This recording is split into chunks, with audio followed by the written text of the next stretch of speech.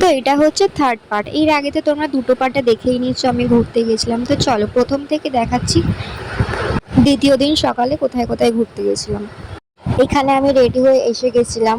আমাদের বেরানোর কথা ছিল সকাল 10টা, যেখানে আমরা বেরিয়েছিলাম দুপুর 1টার সময়। যাই হোক, এসব ছোট ছোট ব্যাপার তো হতেই থাকে মেয়েদের মধ্যে, যেগুলো সব ট্রিপে হওয়ায় খুবই নর্মাল ব্যাপার। আর এটা গেছিলাম হেনরি আইল্যান্ড, যেটা বকখালির সব থেকে ফেমাস বিচ বলে আমার মনে হয়, কারণ এর থেকে আর অন্য কোনো জায়গায় আমার ভালো লাগে না ওখানে। আর যেহেতু ওখানে বৃষ্টি হচ্ছিল সে কারণে ওখানকার ওয়েদারটাও খুব একটা খারাপ ছিল না, মানে বলতে গেলে ভালো ছিল। মানে বিচে এরকম ওয়েদার খুবই ভালো লাগে। তো চলো তোমরাও একটু কিছুক্ষণ ভিউটাকে এনজয় করো।